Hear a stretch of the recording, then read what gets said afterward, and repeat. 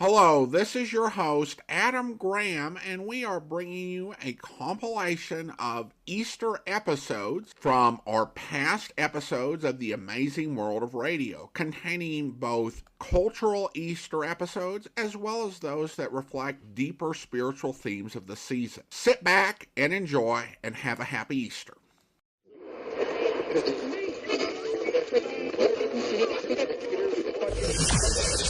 Get ready for unique, rare, and little-known treasures from the golden age of radio. You're listening to The Amazing World of Radio with Adam Graham.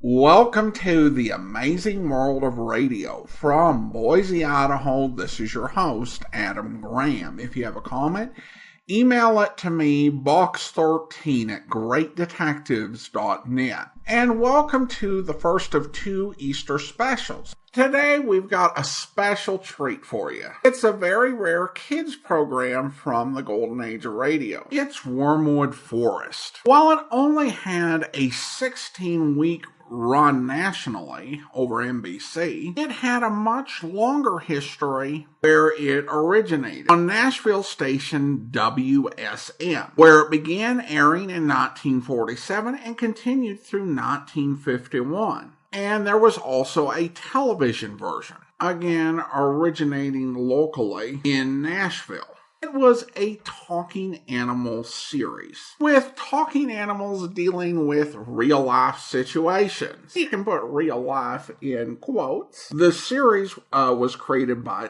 Tom Tichenor, who was a puppeteer, which is how they came to television. And that, I think, is more than enough introduction for what's going to be a 15-minute program. The original air date, April the 16th, 1949, and let's go ahead and take a listen.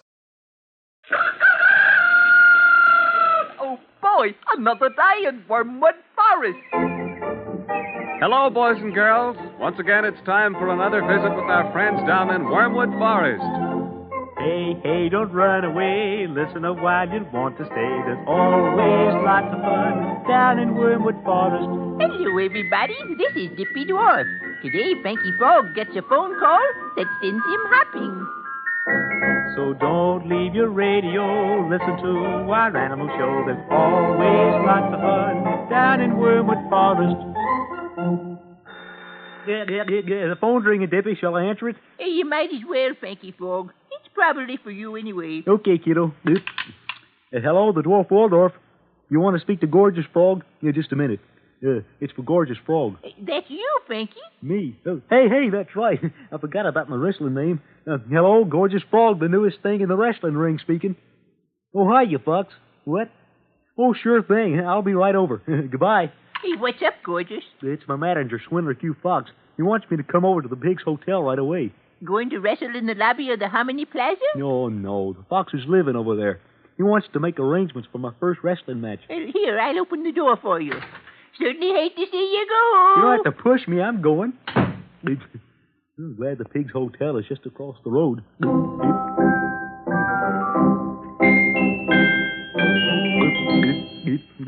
Shall I knock, or does one knock on the door of a hotel? Well, I'll just go in. There you are, Frog. Hi, you Fox. What's up? Do you know what tomorrow is? Tomorrow? The 4th of July, Christmas, my birthday. To save time, I'll tell you. It's Easter. Easter eggs? Oh, boy, oh, boy, oh, boy. Ah, what a marvelous idea for your first wrestling match. You really got an opponent all lined up for me? Yes, the Easter Bunny. The Easter Bunny? But if I beat him, everyone will hate me. Of course, you'll become a perfect villain. But I don't want to be a villain. I want to be Gorgeous Frog. I'm your manager, Frog. You'll wrestle whomever I say. Oh, me. Now, Gorgeous Frog, you must get a suitable robe to wear as you make your appearance in the ring. What kind of robe? One that will please the ladies. I suggest you get Kitty to help you select it. Okay, but how do I pay for it? Just charge it to the pig. A barbecue pig? But will she like that? What does it matter? I sold her a quarter interest in you, and that means she has to pay all of your expenses that amount to over a quarter. Well, then what am I waiting for? If the pig pays, then Gorgeous Frog will buy and buy and buy. Bye-bye.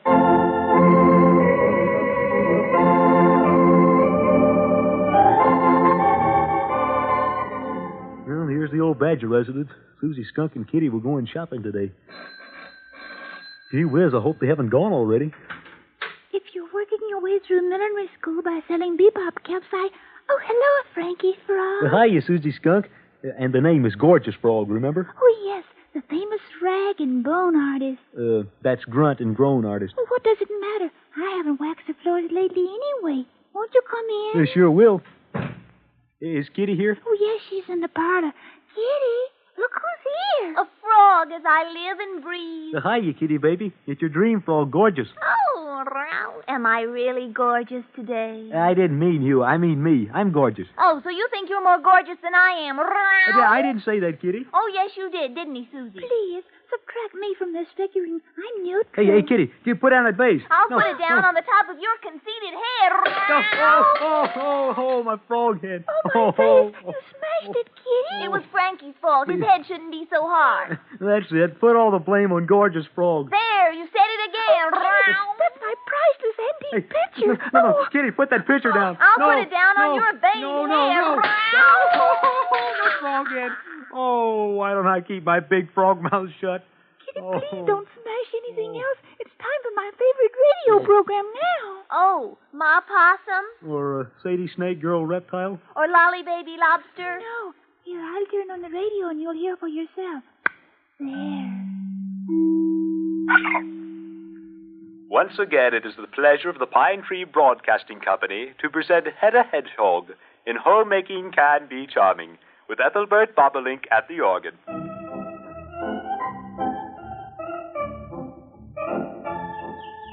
Hello, girls. Homemaking can be charming, and I'm here to prove it. Only yesterday a weasel said to me, Hedda Hedgehog, everything you do is charming. You must lead a charmed life. And I do, girls. Oh, I do. Only yesterday I discovered a marvelous new recipe for pickled strawberries. You'll just love it, girls. You'll just love Mr. Announcer. Oh. Hedda, dear, here's a request from a listener in Hazelnut Hollow to read the poem you always read in April. Oh, yes, the poem. It's called Home Thoughts from a Bird poem. Oh, to be in Wormwood now that April's here. Oh, to munch the crunchy lunch and drink the fresh root beer. For when April comes, a bird longs for home, and so do bears and long-eared hares and April showers. Music, Ethelbert.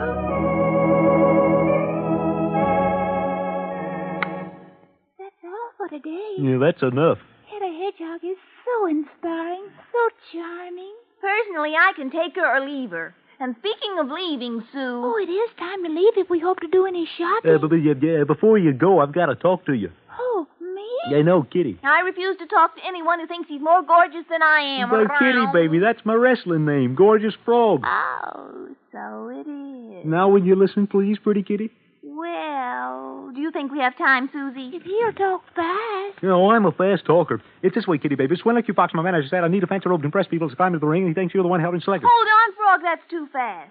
You said to talk fast. We didn't mean for you to talk in shorthand, Frankie. Well, what I said was, my manager, the Fox, wants me to buy a fancy robe to wear into the ring, and he said Kitty would be a good one to help me select it. Oh, good. You can come along with Susie and me while we select our Easter outfits. Oh, I can hardly wait to pick out my Easter bonnet. Nor can I.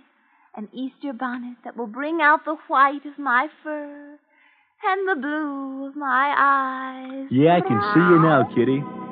In your Easter bonnet, with all the frills upon it, you'll be the grandest kitty in the Easter parade. On the avenue, Wormwood Avenue, the photographers will snap you, and you'll find that you're in the photogravure. Oh, I could write a sonnet about your Easter bonnet. Oh, you'll be the grandest kitty in the Easter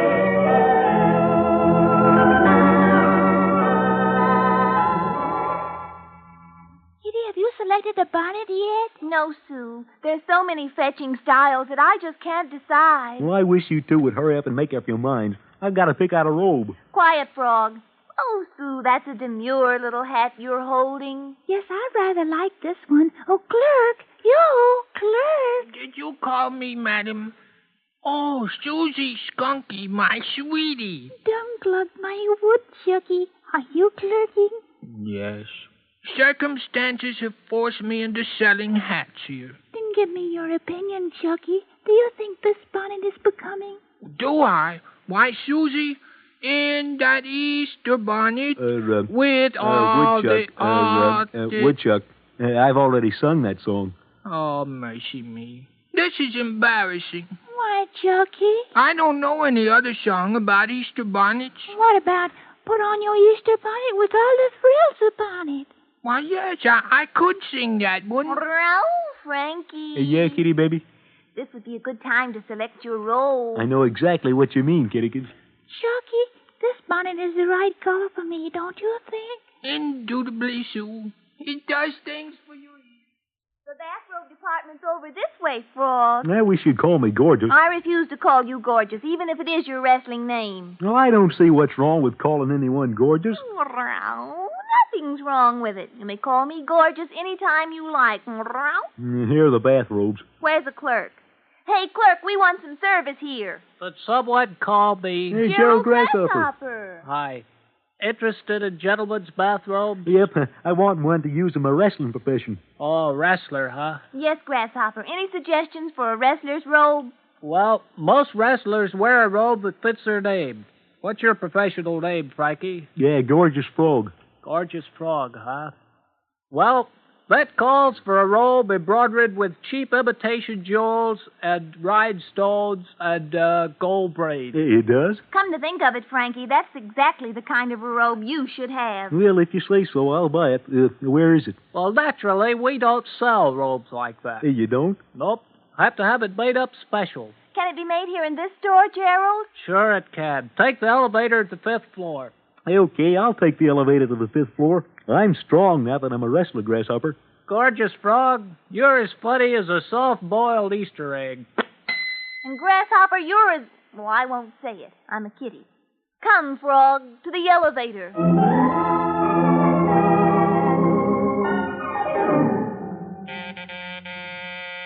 Frankie, I can't understand it. We've been pushing the elevator button for 10 minutes and still no elevator. I guess we'll have to walk up to the 5th floor. Oh, wait, the light flashed on. Hey, an elevator. Going up? Timothy Turtle. Oh, no wonder the service is so slow. Hi, Frankie. Hi, kitty. 5th floor, please, Turtle. Okay, watch your step. Second floor, ladies' shower curtains, gentlemen's aftershave lotion. Tim, why were you so long in answering the elevator call? I went to sleep in the basement. Always got sleepy riding up and down.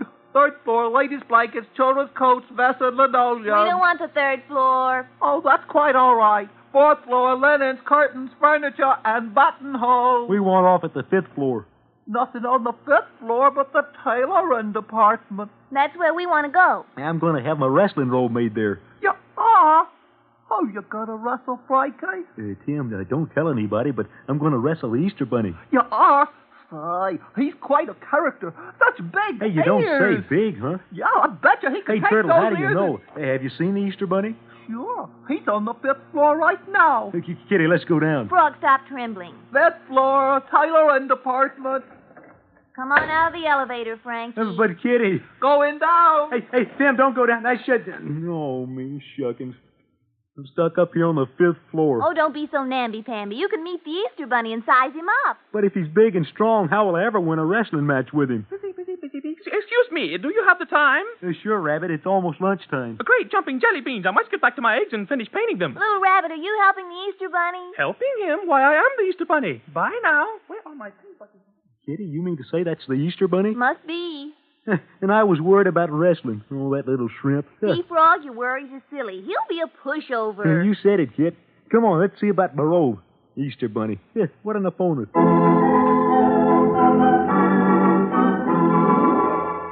Hey, Hey, Swindler Q Fox, Dippy said you wanted to see me about something important. Yes, Frog. It's about your first wrestling match. Oh, it'll be a cinch, Bucks. That Easter Bunny's a fluffy little You're thing. not going to fight the Easter Bunny. But he'd be a pushover. He's much too busy to wrestle anything but Easter eggs. Then I don't have a match?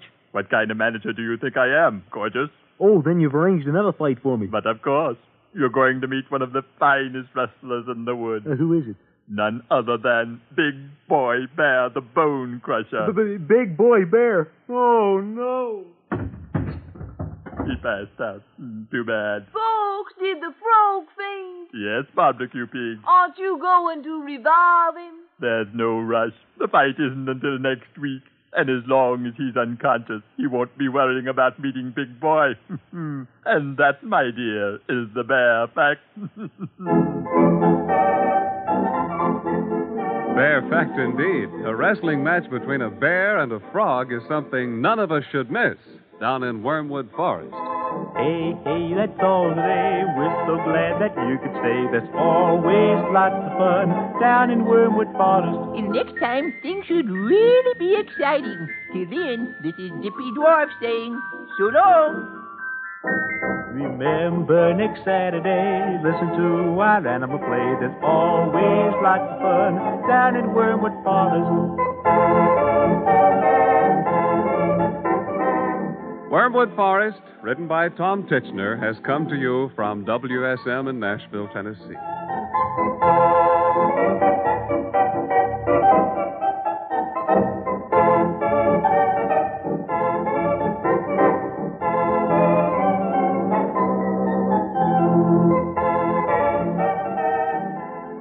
This is NBC, the National Broadcasting Company. Welcome back. I have to admit, a wrestling match with the Easter Bunny, not something I would have thought of, but a clever idea to tie into the season, and just a fun bit of music. I will say that the pun at the end was kind of unbearable. Yeah, I know that was horrible too. Now, it's worth noting that Tom Titchener did end up going on to have a very successful career, both in Nashville, and he would work elsewhere in New York. He worked on the Sherry Lewis program and continued all sorts of puppeteer work all the way through the late 1980s. Well, I hope you enjoyed his work on this particular program. If you do have a comment, email it to me, box13@greatdetectives.net. Join us back here tomorrow for our Easter Sunday special. Well, for our Easter special this year, we're turning to an episode of Radio Reader's Digest. The original air date, April the 3rd, 1947, and the title is The Man Who Conquered Devil's Island. Our greeting cards bring you the true and exciting story of the man who conquered Devil's Island. Our star is one of Hollywood's most popular young leading men, Van Heflin.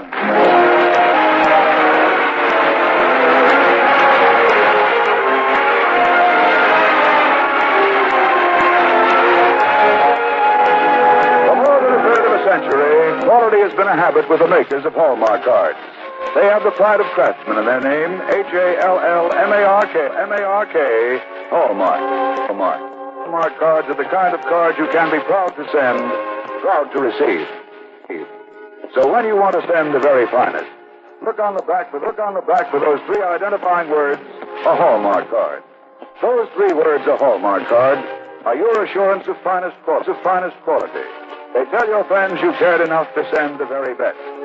To be doubly sure, always look in the back of the card you choose for those three identifying words, a Hallmark card. Now to the side of our program this evening is our regular master of ceremonies, the young Broadway actor and producer, Richard Calmer.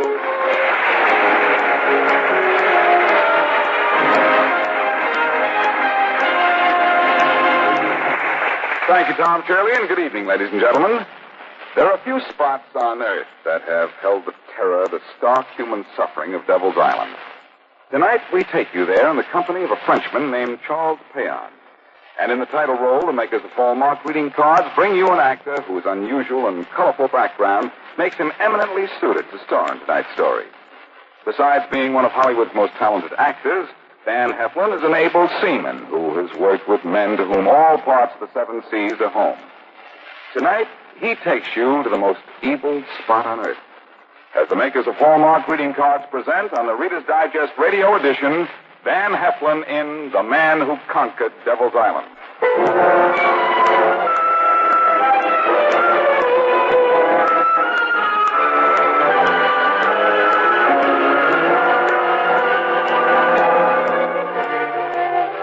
Over the jungle was a clinging steam, and the vapors of the swamp were offensive to the nostrils.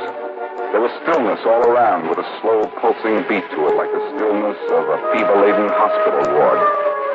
This was Devil's Island. Charles Payon had just come here from France. He didn't like what he saw, but then he hadn't expected to like it. He was here precisely because this was a bad place, and he lost no time in getting to the governor's mansion and explaining his mission. This is a nasty place, Your Excellency. Yes, Monsieur Payan. It has been a nasty place for years. That's why I'm here. But, yes, I'm a Salvation Army officer. Oh, go on. And where there's a spot on earth as unpleasant as this, and when the people there are, well... depraved is the word. Yes, doubtless it is.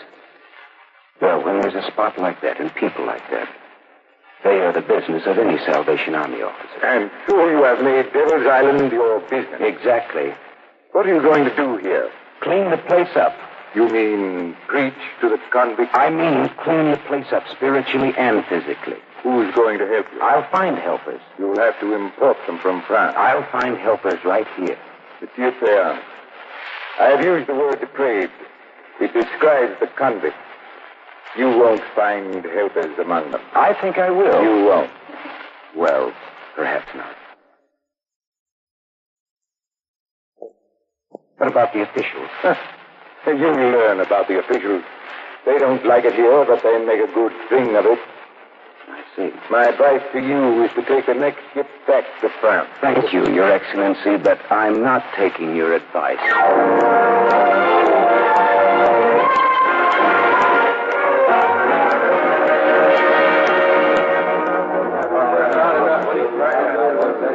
Come on, back to work there. Is this how you treat your men, God?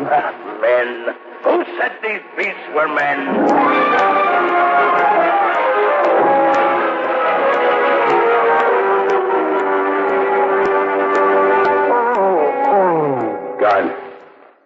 God, this man is dying. Sure is dying. He tried to escape, and 5 days in the swamp cured him of the wish. He's crawled back to die. Many of them do. Those who don't disappear into the quicksand. But we must help him. We must? Why?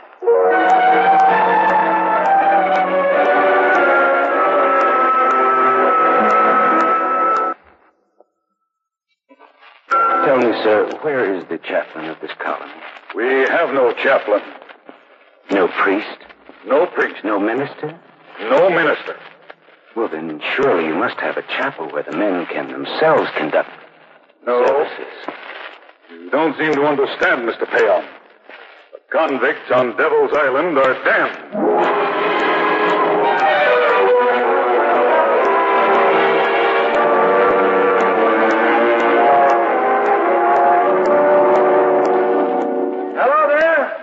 Who's that? I'm a friend. Put your hands at the back of your neck and walk in here toward the fire. Very well, but there's no need for you to be suspicious of me. You can put down that knife. I'm your friend. What are you doing here? I saw the light of your campfire. I thought I'd get acquainted. What's your game? Well, may I sit down? Keep your hands where they are. Well, it's just that it's a little difficult to sit down that way. There. Those are fine clothes you're wearing. Yes, they're not bad. Take them off. You're going to steal my clothing? What do you think? Very well, but first, talk to me. Take those clothes off. No, you may have my clothes. I just hope you'll give me yours in return. You're welcome to these rags. Now, first, I'd like to know something about you. No, not your name. I'm not going to report you to the authorities. But I want to know what you're doing here. Cooking these beans. Where did you get them? I stole them. Now get those clothes. Just a minute, please. I'm curious. Here you are, a Frenchman like myself. And here you are on Devil's Island, but you're not a convict. Well, then why are you here? What do you care? I'm a Salvation Army man. I care very much what happens to any fellow human being. I'm a liberator. Oh, yes, I've heard of the liberators. But I don't know much about them. Well, you know one thing about them now. They steal. Take off your clothes. I will in just a moment. A liberator is a freed convict, isn't he? Naturally. Well, then why doesn't he go back to France? You really don't know? No, if he's served his term, if he's free. Free. Well, that's what liberator means, doesn't it? Liberated, freed. You've never heard of doublage? No, I'd like to hear about it from you. Yeah. Suppose you're sentenced to 5 years on Devil's Island. At the end of 5 years, you're freed. Sure, free to serve your doublage. You have to stay on this island, not a convict, not a prisoner, but not allowed to leave either for 5 more years. That's what doublage means. But the law requires you to stay here for double your term in prison. That's it. Naturally. You know what we liberates say? We say that when freedom is gained, the sentence begins. Come on, give me your clothes. Why do you want my clothes? How else can I dress? Well, you can't earn money? Naturally not. You steal everything? Yes, including your clothes. Tell me, when are you going back to France? Never. Why not? We have to pay our own passage. Where would I get money? Can you do carpentry? Why? Can you do carpentry? And do you know other libres who can do carpentry? Why? Well, we'll have to build a shelter, a place where you can be fed without the necessity of stealing. What are you talking about? And we'll have to arrange a system of payment for that work so that you'll be able to buy your passage back to France. No, I don't believe... No, it's true. I'm a Salvation Army man. I'm here to help you people. But... Back to France? Back to France? It'll be a very long time yet, because you'll have to earn that money. Oh, monsieur, this is... I can't speak. Now, that's all right. Here. Now, put down your knife, and I'll change clothing with you.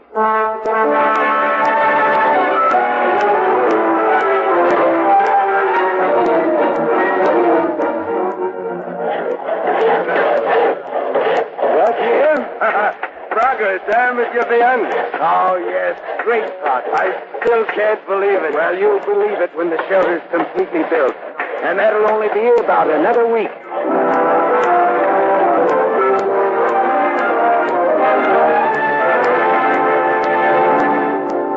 So, Monsieur Pian, your shelter will open in 2 days. Yes, Your Excellency. Who will operate it? The libres? Yeah. The murderer. Jean? Embezzler. Maurice? I don't know Maurice, but he's like the others, doubtless. And I tell you, Péan, your shelter will be a failure with men like these running it. Well, the difference between you and me, Your Excellency, is that I have faith in my weak fellow beings, while you have faith only in your fellow beings' weakness.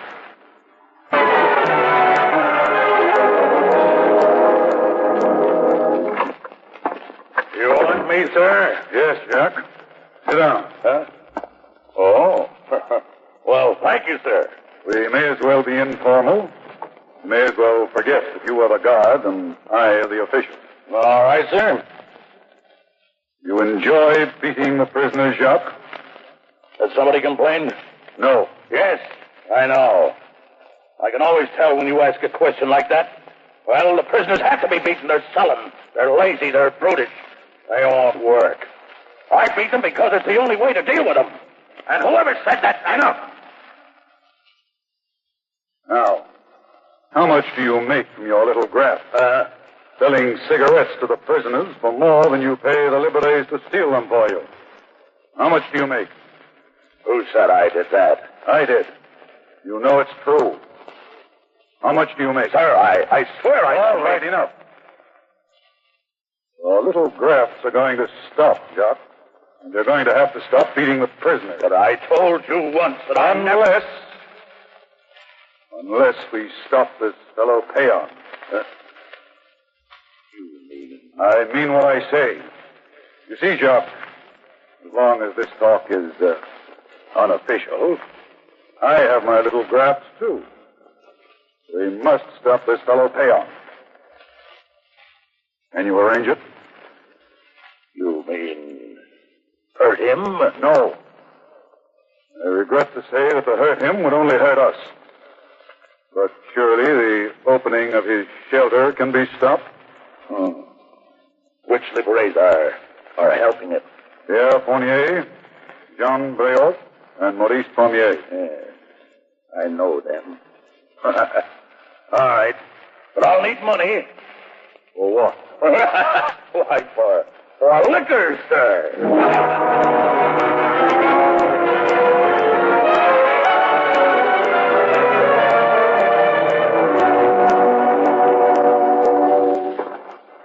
Well, Payon, I haven't come this way since you started building. Well, I'm very glad you consented to come this way now, Your Excellency. In time for the opening of the shelter. It is a nice building. From this distance, at any rate. Well, it's better inside. Too bad to build it here in this wilderness. Too bad this is a wilderness. My intention is to civilize it. You are a dreamer, Payon. Well, we shall see. You shall see. These liberators are no good. They're beyond hope. This project of yours will never work. I mean it. All right, let's go in, Governor, shall we? I want you to see for yourself what useful citizens the liberators can be. All right. But I know this won't work. Here we are. That's the way to do it. Smash Henry. Let's the whole place. Let's get an axe and shut the whole place down. Shout it. Down with the Salvation Army. Smash the body. What are you men doing? What is the meaning of all this? Oh, there you are. All right. We're not going to work for you, are we, boys? Yeah, we won't work for you. We're through. We're on to you, Payon. You want to make religionists out of it. You want to make Salvation Army men out of it. Well, here's the shelter. How do you like it, huh? Nice mess we made out of it, don't you think? I guess you won't be opening your shelter, Payon. I won't say I told you so. I'll just go. All right, you men. I think you'd better get out of here. I've got a job ahead of me. Repairing the gun.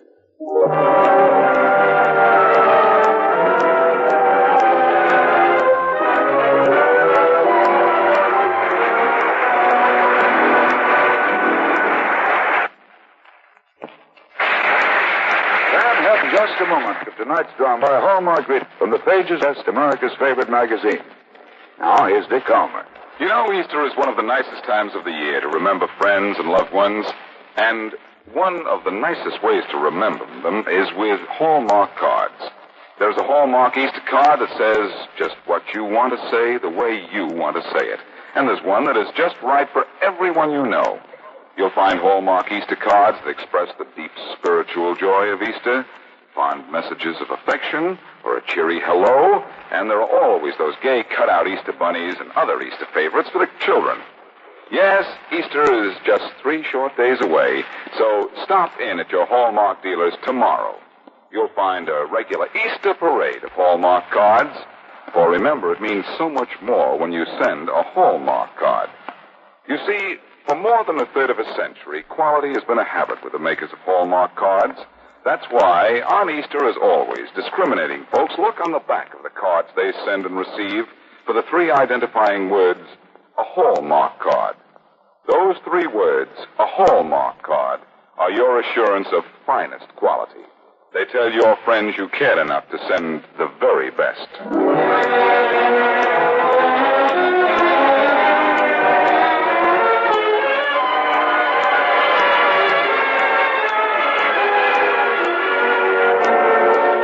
Charles Payon is repairing the damage to the Salvation Army shelter.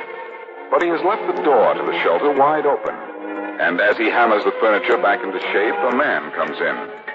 Charles pays no attention to the newcomer, and finally, after watching for a long time in silence, the man speaks. Monsieur Payon. Yes? Monsieur Payon, will you listen to me? Well? I'm sorry for what I did yesterday. Yes, so am I, Pierre. Some of the other libérés have spoken to me. Yes. They were looking forward to the opening of the shelter. Well, it will open. Yes, I hope so. I'm very glad you feel that way. You see, Monsieur Péan, liquor has been my weakness.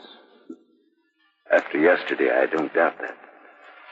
You're angry with me? No. Disappointed. I would like to help you. You can. How? Just tell me how, and... You could perhaps find some assistance for me among the libérés, some men I could trust. Oh. Do you know of any such men? All the libérés are rough men, Monsieur Péan. Naturally. But they're all anxious for the shelter to succeed. You're the only man who's ever cared about us. But then you think I could find some helpers who could be trusted? Yes. What is it? You sound doubtful. I'm not doubtful. It's that I, too, have been disappointed in myself. You're a libéré, aren't you? Yes. What do you mean? Well, I was asking for libérés I could trust. You're a libéré. You mean you... No, you wouldn't trust me again. I'd like to. Oh, Monsieur Péan. Monsieur Péan. Monsieur Péan, why do you turn your back on me? There's work to be done. Yes, but... And there's another hammer.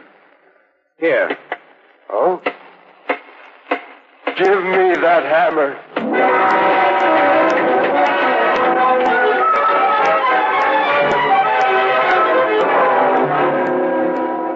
All right, men. Tomorrow, we open the shelter.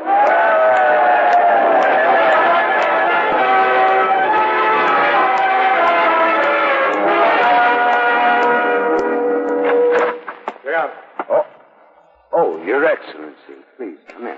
Monsieur Péan, is it true you arranged to take 800 libérés back to France? 804. Why didn't you consult me? Because you've shown very little interest in what happens to the libérés. That's an insolent answer. No, Your Excellency, it's merely the truth. When we opened the shelter, you said you didn't care to speak to the men eating their first meal here. When we opened the second shelter, you declined even to attend the initial supper. When we started the banana plantation, you said that it wouldn't work, that the libérés were too lazy to operate such a project. And never have you let me so much as explain the method of payment of these men. None of that has anything to do with this insane project of yours. I received a letter from France. My superiors are worried. Well, they might be when 800 convicts are to be loosed on them. Not convicts. Libérés. Criminals. Desperate men. Former criminals, rehabilitated men. Nonsense. No, not nonsense at all. Been rehabilitated. From here, we'll let them starve. Won't allow them to leave. You have nothing to say here. Exactly here. And to uphold the law. The law is that all entitled to go free. They've served their sentence and they've served their infamous doublage. They can go back to France if they please. They are supposed to pay for their own passage. They're doing that. A passage to France costs 1,600 francs. Where would a livré get that much money? You never would let me explain how these men were paid. They were allowed to take their pay in cash, but if they wanted, they could take only 2 francs a day and a credit slip for the rest. When their credit slips totaled 800 francs, their projects, their own self-sustaining projects, Your Excellency, doubled that amount. That is a new doublage. I see. I don't suppose I can stop them. No, you can't. But I can appeal to your reason. They are. These men are not rehabilitated. They are going to France to open a reign of terror on your country and mine. They are criminals, and they'll remain criminals. Your Excellency, for months now, we've had an embezzler in charge of the accounts. Our cook in shelter number 2 is a man who poisoned 4 people. And when my assistant is away and his wife is alone, his home is guarded by a killer. These men are all discharging their duties very well. And they will be good citizens in France.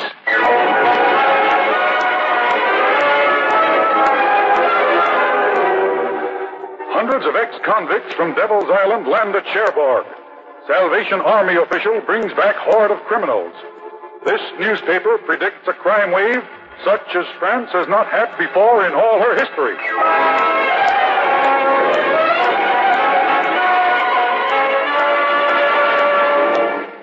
It is a privilege gentlemen, to address this committee of the Chamber of Deputies.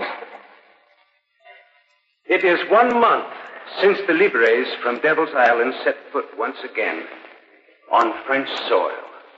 And no crime wave has broken out. Nor has any crime in all of France been traceable to one of these men. This makes it possible for me to ask you to start now, in the name of humanity, to liquidate the prison colony on Devil's Island. Monsieur Tayan, we knew, of course, what you were going to ask. We ask you to wait for our answer. To wait a long time. To wait years. We are convinced that these men you have brought to France will get into trouble again. If they don't, then you can return to Devil's Island and liquidate the colony yourself.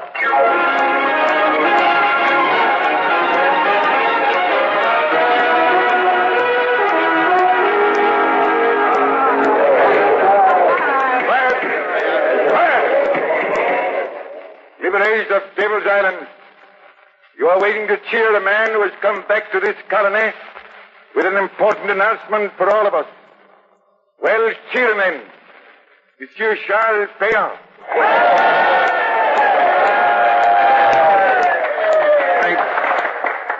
I thank you from the very bottom of my heart. I never expected this reception that you've given me. I expected to slip into the colony quietly to go about the work that I have to do and never be called upon for a speech. A speech that I find very difficult to make because my eyes are filled with tears. My Libres, my free men, do you know what report I have for you from the 804 brothers who are now in France? I have to report that in all the years that I've been away writing and speaking and pleading the cause of the convicts and Libres of this colony, in all of those years, during which the 804 men have been walking free in France, only 3 of them have been in trouble with the police again. Applaud and cheer, because that is a record made by your brothers. It is a record made by you, in effect. It is a record that you will make, for I have this to report also. The government has agreed to liquidate Devil's Island.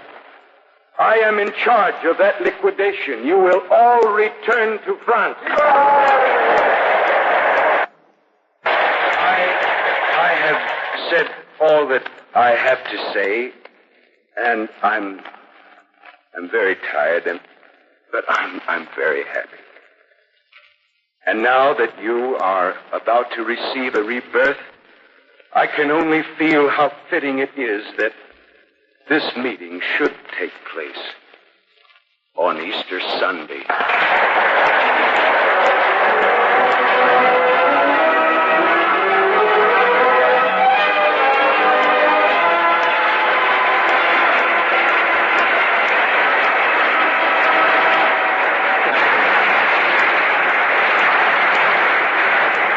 Thank you, Van Heflin, for an inspiring performance. Well, I'm very glad that I had the opportunity to play that part, Dick.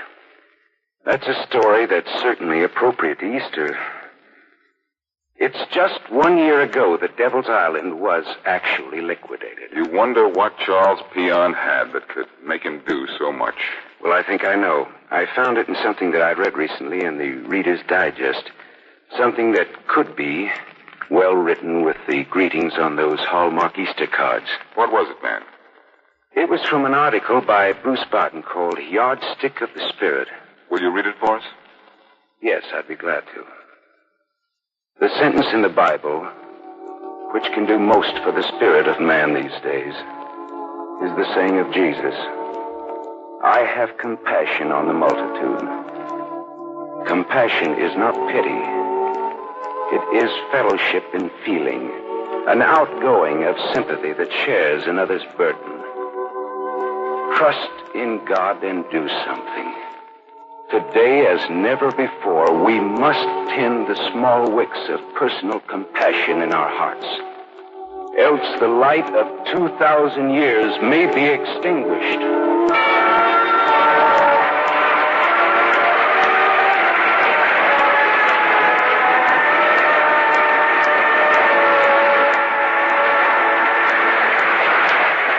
Thank you again, Van Heflin. Folks, here's some real happiness news. Mr. Bluebird, that lovable little fellow from the latest Walt Disney movie, Song of the South, is now on the new Hallmark Mr. Bluebird cards. Yes, Mr. Bluebird is the talk of the town, and he's flying into the hearts of everyone on the wings of that gay new hit tune, Zippity-Doo-Dah. So if you want to send an extra bit of happiness, send the new Hallmark Mr. Bluebird cards. Send them for birthdays, anniversaries, to cheer a sick friend, or just to say hello. Be sure to ask your Hallmark dealer for Mr. Bluebird cards, and you can be doubly sure of sending the happiest kind of greetings. You're cordially invited to be with us again next week at the same time for another fine dramatic program brought to you by the makers of Hallmark greeting cards. If you enjoyed tonight's show, won't you please tell your friends about it and ask them also to tune in for next week's program, sponsored by Hallmark greeting cards. At that time, you will hear a story that is true and inspiring and brave. It's about a splendid young American patriot, Nathan Hale, and it stars a splendid young American actor, Richard Ney.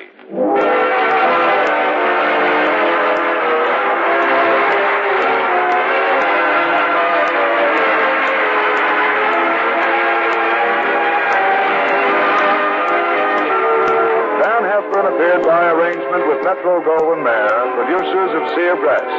Mr. Heflin was supported by Edwin Jerome in the role of the governor and Joe DeSantis as Pierre. The Man Who Conquered Devil's Island was dramatized by Robert Sanadella from the Reader's Digest, America's favorite magazine. The Hallmark program was directed by Mark Slobe, with music especially composed by Jack Miller. To be doubly sure of the finest quality, always look in the back of your cards for those three identifying words, a Hallmark card. This is Tom Shirley speaking for the makers of Hallmark greeting cards and for your friendly Hallmark dealer. You will find a wide selection of Hallmark cards at America's finest shops and stores. Remember, a Hallmark card will best express your perfect taste, your thoughtfulness.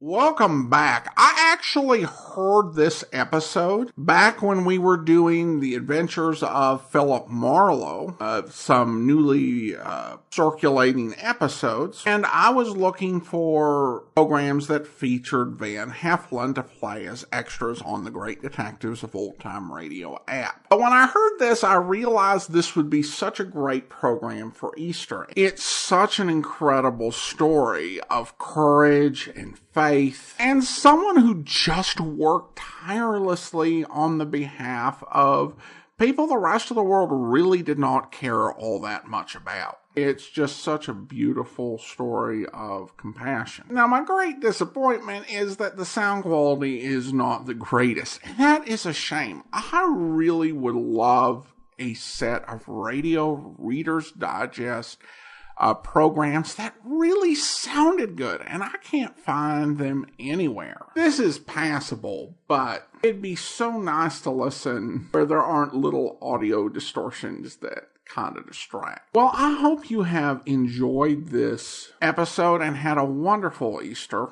We are actually going on hiatus here. Unless something comes up, we will be back with you in May at the end of the month to revisit a mini-series we did previously. And then we'll bring you our summer series starting the first Wednesday in June. And at this point, I don't know what it is, but I'm sure that our Patreon supporters will choose something amazing. In the meantime, do send your comments to box13 at greatdetectives.net. Well, today we're going to be bringing you an episode of Life with Luigi. Life with Luigi was a 1948 to 1953 radio sitcom, which also had some brief runs over television, and it starred J. Carrol Naish as Luigi Basco, an immigrant from Italy. And it was supported by some very solid radio acting talent, including Alan Reed and Hans Conried.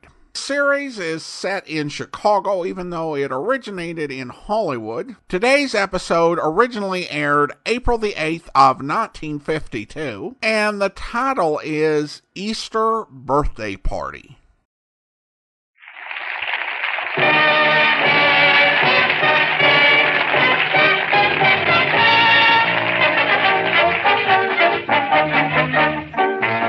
The makers of Wrigley's Spearmint Chewing Gum invite you to enjoy Life with Luigi, a comedy show created by Cy Howard, directed by Mac Benoff, and starring that celebrated actor, Mr. J. Carrol Naish, with Alan Reed as Pasquale.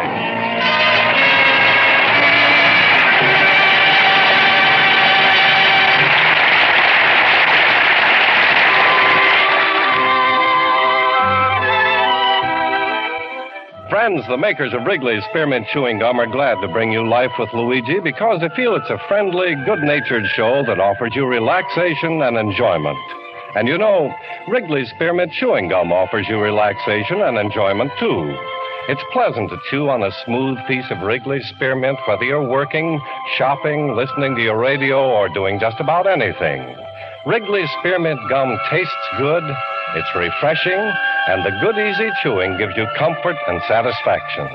So chew Wrigley's Spearmint Gum often, every day. Millions enjoy it, and you will, too. Now, Wrigley's Spearmint Chewing Gum brings you Luigi as he writes another letter describing his adventures in America to his Mama Basco in Italy.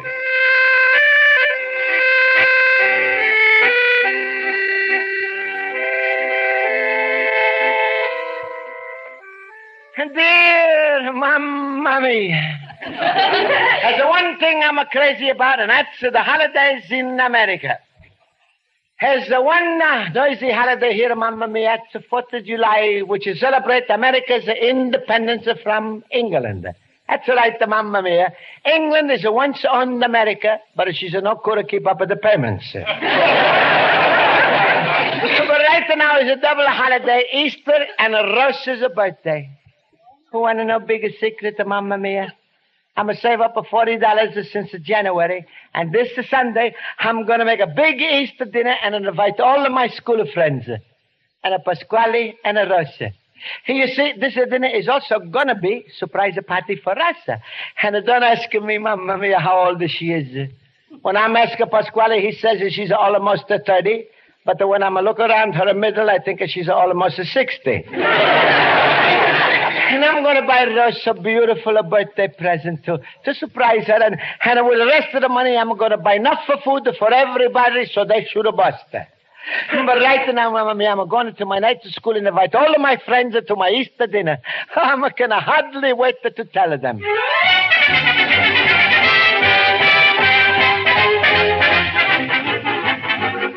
All right, Schultz, don't worry about it. Quiet, lads. I'll call the roll. Mr. Basco? I'm here. Mr. Hollwyood? Yeah? Mr. Olson? Yes. Mr. Schultz? Hippity hop, hippity hop, hippity hop. Mr. Schultz, stop that. Oh, thank you, Miss Paulding. At my age, I'm getting too hippie to hop. How about smile, fellow boobers? Let's see that Easter spirit. Hey, well, friends, before I forget, I want everybody to know you all invited for my big Easter dinner, and this is Sunday. Oh, how nice. Oh, Luigi, that's nice, but won't it be too much trouble for you? Joe, after all, Luigi, you have no wife to cook. Don't worry, friends. I'm going to cook myself. Luigi's going to dive into the pressure cooker and set himself for 30 minutes. Don't be so impulsive with that dinner, Luigi. Making a meal for a lot of people is no cinch. Well, don't worry about me. I'm wonderful cook, Schultz. And And I'm saved up so much money, nobody's got to eat for 2 days before the dinner. Well, thank you, Mr. Basco. At this time, however, I think we should begin the lesson. Class, today I'm going to review some of the more troublesome grammar rules. Mr. Horowitz, you may tell us the plural of calf. Calves. In the plural, the F changes to V-E-S. Good. Mr. Basco, the plural of jacket. Jackets. Mr. Schultz, the word pants. Pants? Yes, is it singular or plural? Both. It's singular on top and plural on bottom. I love those old jokes. Mr. Olson, you may tell him the answer. I will be happy to. The word pants is always plural. Then how about the word trousers? That's always plural, too. Himmel, I can't buy a suit with one pair of pants in this place. All right, Mr. Schultz. Mr. Olson, that was very good. Now let us go on to verbs. Mr. Basco, you may name the two types of verbs. What is a active and a passive? Mr. Horowitz, define them. With pleasure. An active verb shows action. A passive verb shows passion. What? Mr. Horowitz, where did you learn that? Yeah, and where can we get a hold of that book? Please. Now, will somebody tell us the difference between an active verb and a passive verb? Mr. Schultz. All right. The active verb ain't passive and the passive verb ain't active. I'm in no mood for jokes. I'll give you a 0 for that answer. Well, I'm in no mood for bargaining. I'll take it. Mr. Olson, you tell him. To be sure. The active verb denotes the subject as acting. The passive verb denotes the subject as acted upon. Correct. Now, Mr. Basco, give a sentence. Would you give a sentence illustrating each type of verb? All right. Sentence with the active verb. I'm now invite the whole class to my Easter party this Sunday. The place don't bring nothing because I'm going to supply all the food. There's going to be plenty of wine, the potatoes, the milk, the pies. Please come at 6 o'clock, 6 o'clock a shopper. Thank you. Yeah. Is that one sentence, Mr. Basco? Signed John Hancock on the bottom, and you got the Declaration of Independence. Smile, Miss Spaulding. He really wants us for his Easter dinner, can't you see? Well... Now, please come, Miss Spaulding, because besides it being Easter party, he's also going to be big surprise party for us. Well, I'd like to. Sunday, did you say? Here, please come, Miss Spaulding. I'm a serve up for $40 to make sure there's going to be enough food for everybody. Now, how could anybody refuse him, Miss Spaulding? He's like the Marshall Plan looking for countries. Well, sure. I'll be glad to come. Good. Well, I got my girl. Now you fellas pick your own. Mr. Schultz. That's right. And I'm going to buy turkey and lots of the clams that'll be... Clams are better. That's the sausage. Wonderful, because last Thanksgiving, the cranberry sauce was so delicious, the turkey ate it up before we did. Be happy, friends. We're going to have it a wonderful time. Mr. Basco, does Mr. Pasquale know you're making this surprise party for Rosa? Oh, no. And please, don't nobody tell him. After school, I'm going to invite him and Rosa to the party. Luigi, how much money did you say you was going to spend on food? Well, I'm got $40, kind of for Rosa as a present, and as a 30 for the food. Is not going to be enough for Schultz? For 6 normal people, that's plenty. But with Rosa's appetite included, bring your own sandwiches, kid.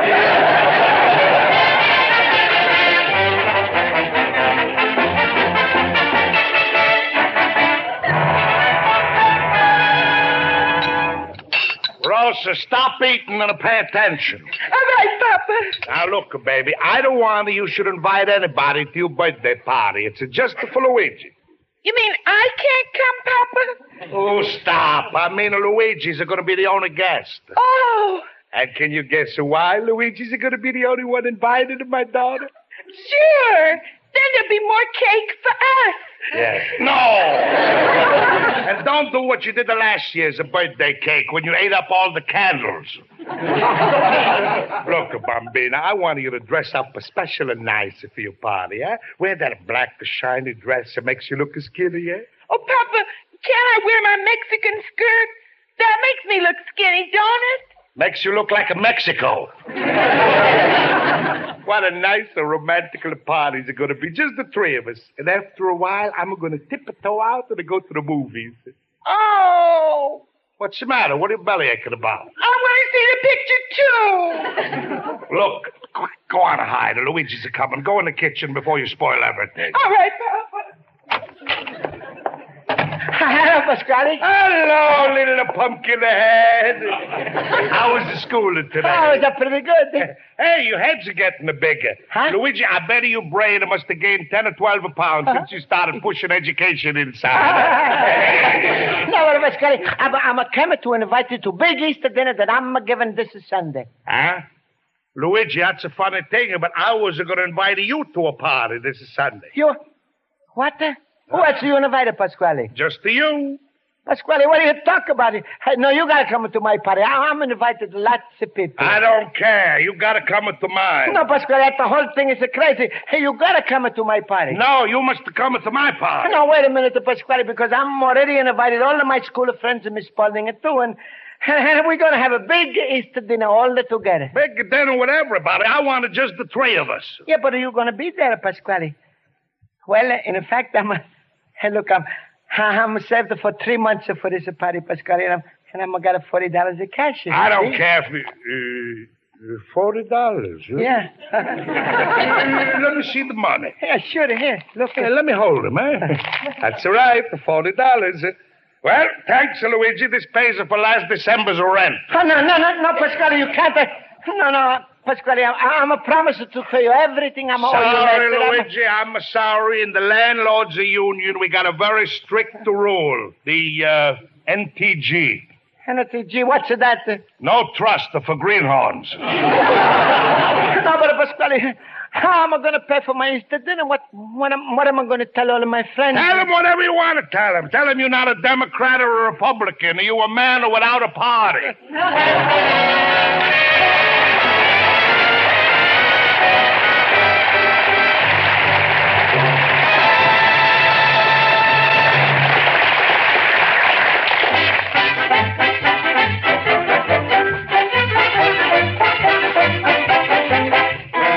Before we return to Life with Luigi, here's a suggestion that'll make your daily activities more pleasant and enjoyable.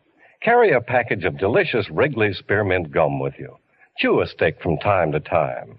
It's really good to get your teeth into a smooth piece of Wrigley's Spearmint. The lively spearmint flavor freshens your mouth and gives you extra enjoyment and satisfaction. It makes whatever you're doing more enjoyable. So when you start out your day, tuck a package of Wrigley's Spearmint Chewing Gum in your purse or pocket. Be set to enjoy a stick of Wrigley's Spearmint anytime and any place.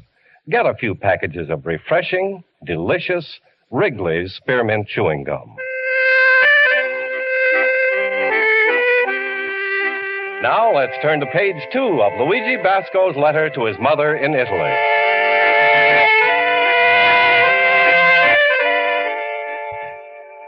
Well, Mamma Pasquale, they took away my $40, and I'm not going to make it a big Easter dinner for my friends. I'm so mad at Pasquale. I'm not tell them what is for, and I'm feeling terrible. First, I'm thought maybe I'm telephoning my friends and stop everything, but then I'm thought I'm have a better idea. I'm going to get all of the food on a credit. So I'm going to go to Astro's fruit store first.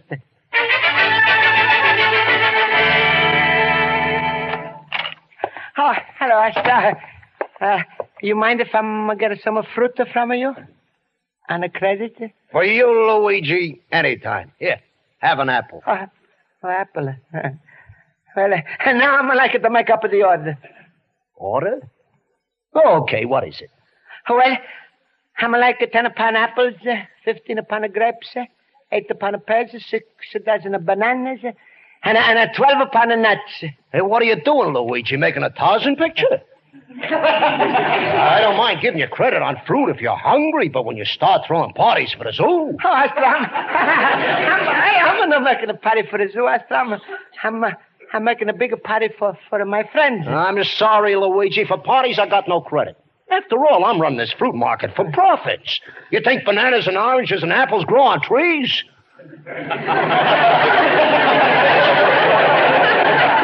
All right. Thank you, Astra. Don't mention it.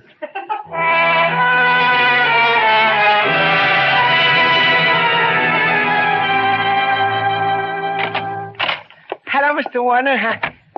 How's the butcher business? Oh, pretty good, Basco. What can we do for you today? Well, Mr. Warner, I'm making a big Easter dinner tomorrow, and I'm going to get... I've got just the thing, Basco. A 20-pound turkey, fit for a king.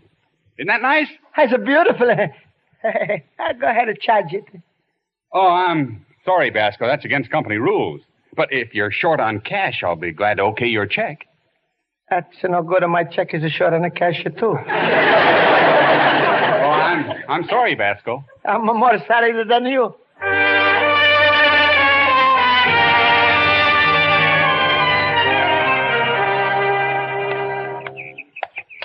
Well, it's no use. I'm going to call off for the party. But I'm not got never to call him up. I'm too ashamed. I think I'm going to sit down on the park bench. Excuse me, mister. Huh?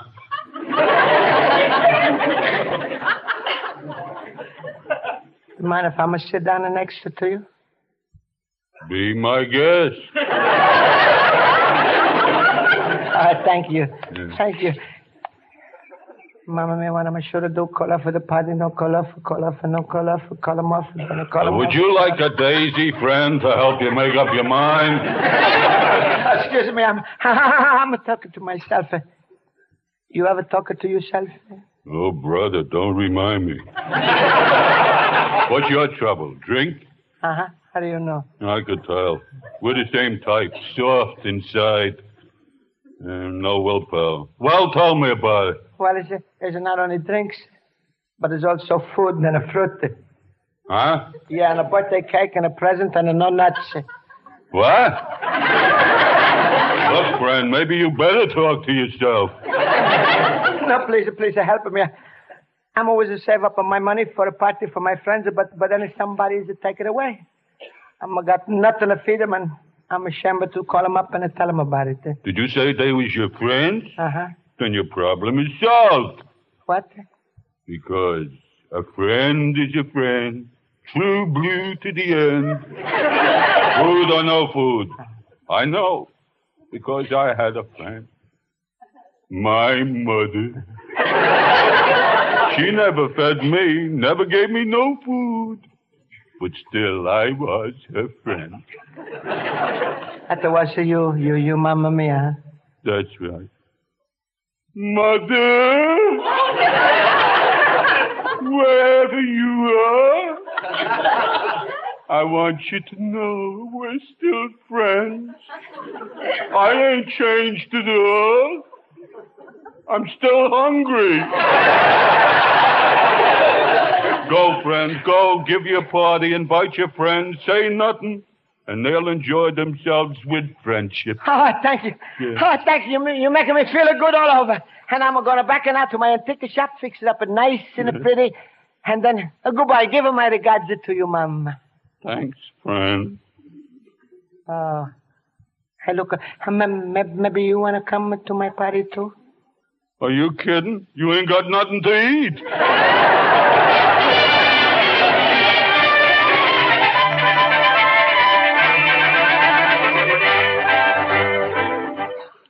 What kind of a party is this? There's no food. Yeah. I'm surprised, Schultz. Yeah, now, don't say anything. He feels terrible enough. She's coming out of the kitchen. All right, everybody. Since this Easter party is Luigi's idea, I propose a toast to the host. Yeah. May he find in America happiness, health, and wealth. Minus 20% for the government. Time and click, Luigi. Well, thank you, friends. You are so wonderful. Mama want to propose a toast. Luigi, I don't mind all this toasting, but ain't the champagne a little weak? Well, Fisher, it's not the champagne, it's the seltzer. What's the difference? Oh, sure, seltzer or champagne. Oh, yeah, after all, what's seltzer if not champagne that's given blood? Yeah, it's funny. Yes, that's really funny. Anything? Why don't we all sing a song? Oh, yeah, that's a wonderful idea. All right, what song should we sing? How about Turkey in the Straw? Right now, I'll settle for a weenie and a bun. Please, Mr. Schultz. How about Shrimp Boats Are Coming? I'm sorry, Mr. Basco. That's all right, Miss Pudding. Even I was thinking about the who's throw the overalls in the Mrs. Murphy soup. But,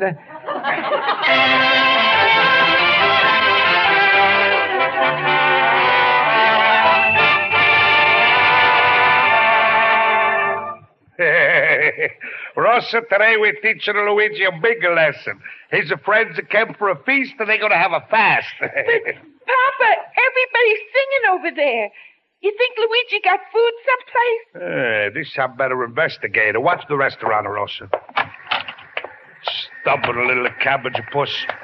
Gives me nothing but a trouble and a headaches. Since I imported him from Italy, my life is just a one big aspirin. Luigi's putting up his hand like he's going to make a big speech.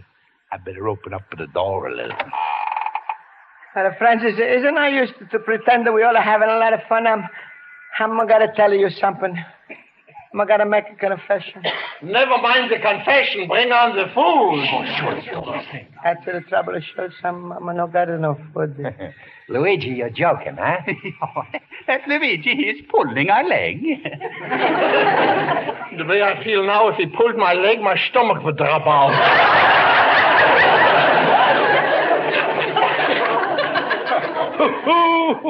He's a suffering good. Mr. Basco, what happened to the $40 you had?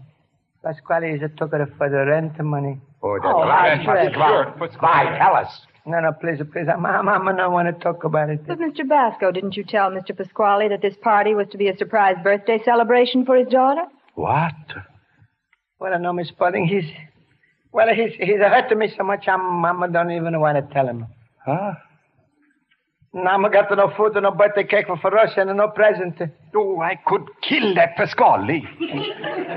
What's he talking about? I could have killed him myself. Oh, I'm the stupidest thing that ever lived. I'm a mean, terrible, rotten, stupid. Right now, if I was a twins, I'd have stopped talking to myself for good. What am I going to do? I got to make it up to Luigi. I know. Rosa? Yes, Papa? Put on your apron and get in the kitchen. We're going to cook them a dinner that would sink the Queen Mary. But, Papa, don't what? ask her no questions, just to warm up in the oven. I got to make a food for Luigi's. You're going to have enough for 100 years. Stop looking so depressed. Sure, so what if you don't eat? Your food isn't so important. And besides, we're not too hungry. Or we should. I'm too weak to answer. What's the use? So why don't we stop all this? Say, Luigi, everybody, listen, I got a great big idea. Instead of one big Easter party, we're going to have 3 or 4 little ones in a row. 4 little ones in a row? What do you mean? Well, we'll have like a round robin. In my house, we eat the appetizer. I know what you mean, Horowitz. That's a wonderful idea. Appetizer in your house, the entree in my house. Dessert in my house. In my house, bicarbonate of soda.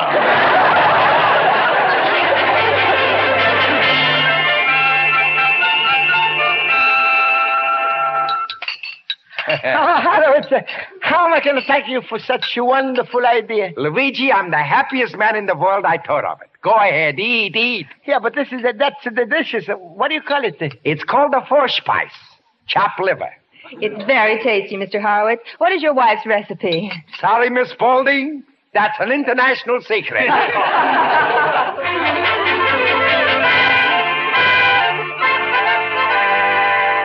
Rosa, hurry up with the meatballs while I fix these pies. Turn up the flame. They must be starving in Luigi's stall by now. All right, Papa. And Rosa, don't eat anything. Oh! I bet if they saw these meatballs, they'd go crazy. Papa, what do you think's happening to me?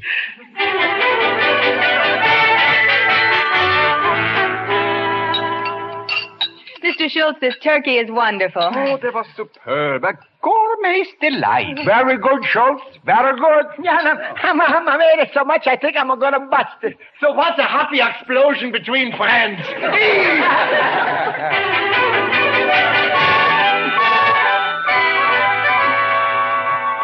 How's How's the spaghetti, Rosa? Almost cooked? Almost, Papa. Listen, lasagnas are going to give them an Easter dinner they're never going to forget.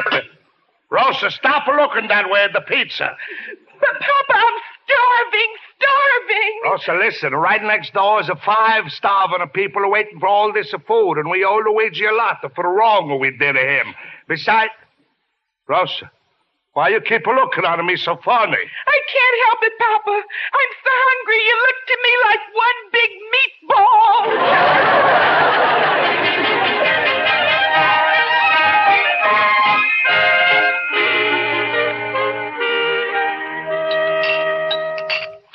Oh, friends, I don't know what to say. I'm so full up with it, thanks. So full of food. Ach, Miss Spaulding, you make it wonderful coffee. Well, I did the least. Mr. Olson, this dessert tastes just heavenly. How did this boiled? Olson, what do you call it? It looks like the pancakes. In Sweden, we call it platter. Back home, many families eat it, especially on Thursdays, with pea soup. Oh, with the pieces? Hannah, this is sauce, and that's delicious. So what do you call that? There was lingonberries. In Sweden, we use it just like applesauce. Go on, Olson, keep on talking. I feel like I'm eating a dessert with a traveler. You know, friends, I'm so full now, I feel like I ate into 1953. Yeah, me too. If anybody mentioned food to me now, I think I would float away. Well, now, friends, please, maybe we all go back to my antique shop and we just sit back and relax and maybe just talk, huh? It's a good idea, Luigi. Let's go. Schultz, get up. Impossible. I think the automobile club will have to tow me to Luigi's store.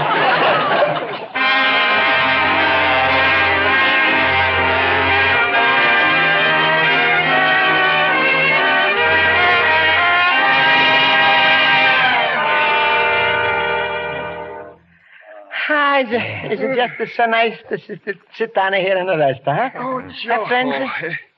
Oh, we enjoyed a feast fit for a king, by golly. Yeah, this is one Easter I'll never forget. That food. No, please, don't mention food. It gives my stomach a headache. Well, I certainly... Come on in, Rosa. Don't drop the pot. All right, stop sitting around, everybody. A happy Easter. Look at what I got. Food. Oh. What's the matter? You all died from starvation? Marley, please, go away. Look, everybody, it's all free. And the house. Gratis. Plenty of spaghetti, meatballs, a pizza. No, Pasquale. You know, we was all went out and then we was eating at each other's houses. Yeah, we had a door-to-door feast. What? Oh, no. Oh, yeah. Go away, Pasquale, and take everything with you. Well, it's a serving me right. I deserve everything. Well, Pasquale, tell the truth. The only thing I'm feeling bad about now is I didn't get a Rosa birthday present. If I'm had my Rosa, I would have given you anything you wanted. Hey, you hear that, the Rosa? Anything. And what do you want? It can't be bought with the money, huh? You're right, Papa. Luigi, can I have anything I want? Anything, Rosa. Stand back, everybody. All this food belongs to me.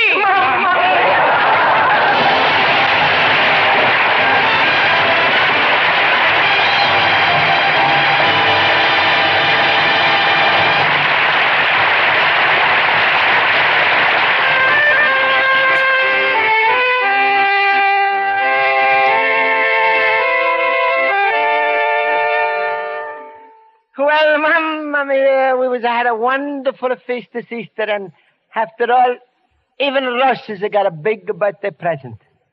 7.5 pounds to be exact. Wasn't a hurry to have wonderful idea, Mamma mia. What is it called, round robin? And Mamma mia, when you get this letter, make yourself a little glass of coffee, because I'm going to have some cake. And we're going to have our own round robin together. You'll have a son, Luigi Basco, a little immigrant.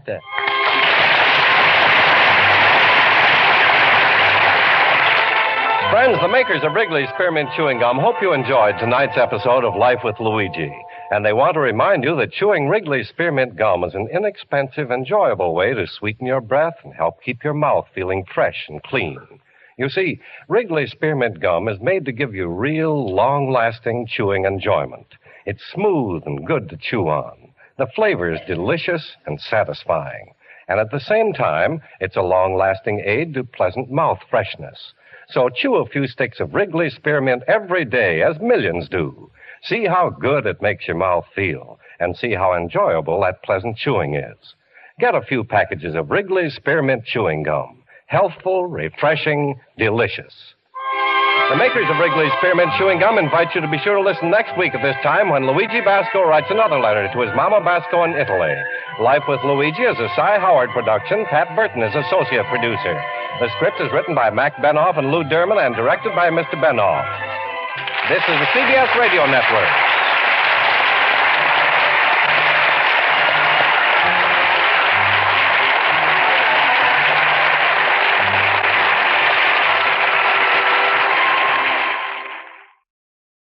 Welcome back. This was a really good episode. And I think Life with Luigi is one of those series that got better as it went along. When it started out, it was all running gags and fish out of water routines. And even though the comments on Rose's weight would not be written today, it was a lot meaner in earlier episodes of the series. By this time, I think the series had matured a bit, and it always had a good deal of heart to it. It may have more heart than any OTR sitcom in really focusing and creating this idea of real friendship and this sort of organic sense of community that I think a lot of people in our 21st century, some 71 years after this was released, long for, and it's really beautifully done here.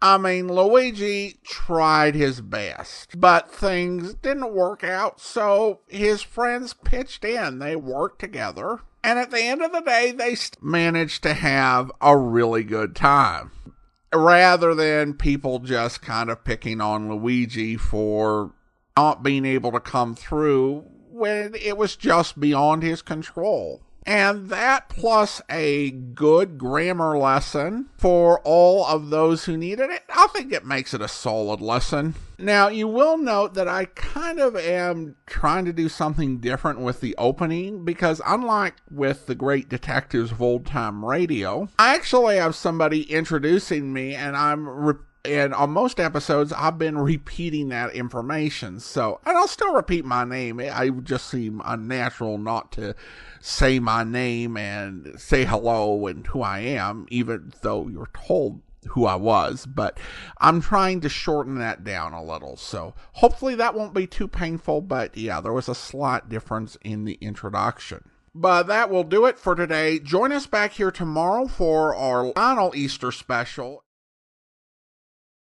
Well, now we're bringing you our second Easter special. And this one originated from WGN in Chicago. The original air date is April the 5th of 1947, and the title is I Beheld His Glory.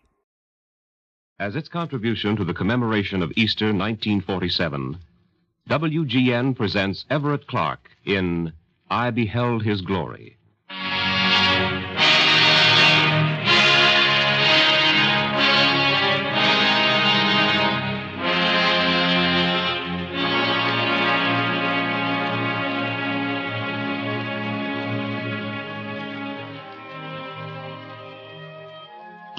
I Beheld His Glory, the news story of the Passion Week, Palm Sunday through Easter. 3 years ago, the Chicago Tribune ran a unique series of articles by Dr. John Evans, religious editor of the Tribune. Dr. Evans had discovered in St. Luke's writings in the New Testament the character of Cornelius the centurion, who was serving with the Roman guard in Palestine. Dr. Evans presented the events of Holy Week as they would be seen and reported by Cornelius. The wide acclaim won by these articles suggested their use for a radio program presenting another facet of Easter's significance to the public. The first day reported, Palm Sunday.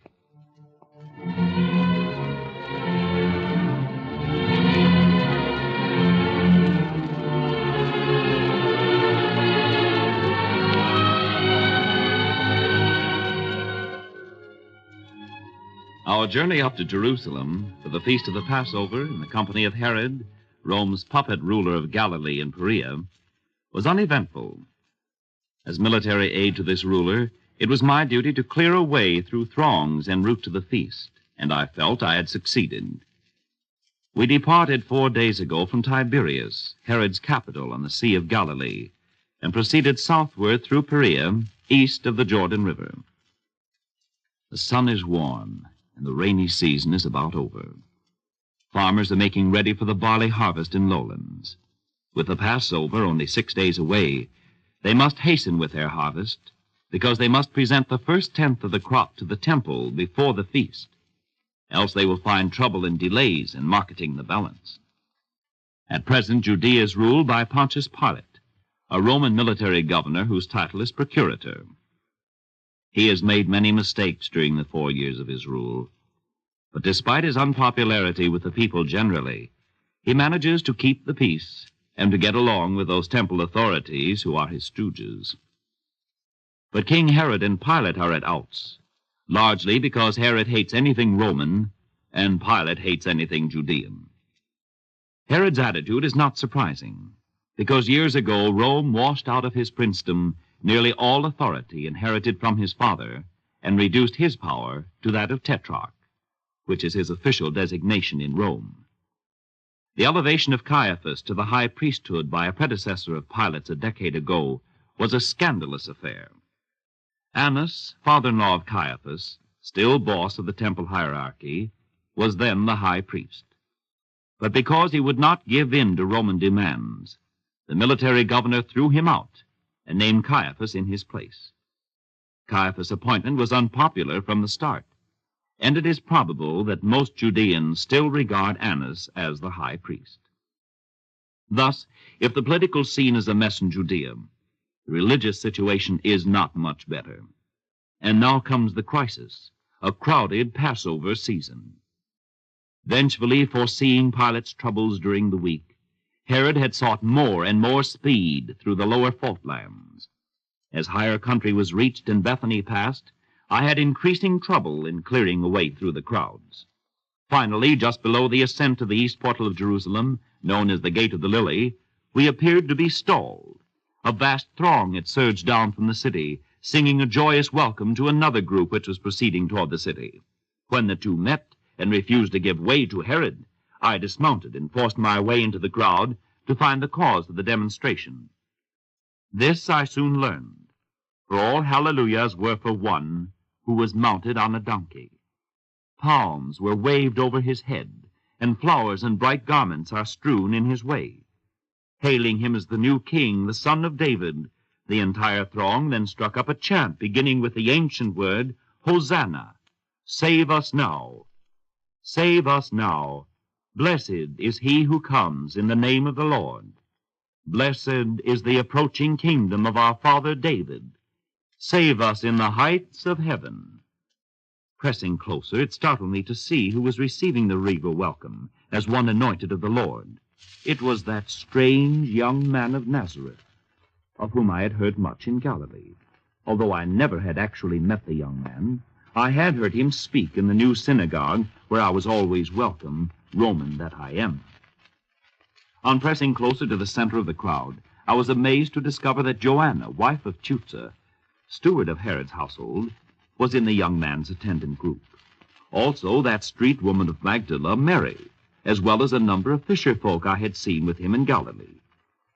The young man started to make his way toward me, but I could not withstand his glance. With a catch in my throat, I turned aside, routed the tetrarch's retinue around the young man's throng, and reported to Herod. He was first to speak. "A fine day we live in," he exclaimed sarcastically, "when a son of Herod the Great must turn aside for rabble. But Pilate will have plenty on his hands this week. Mark my word."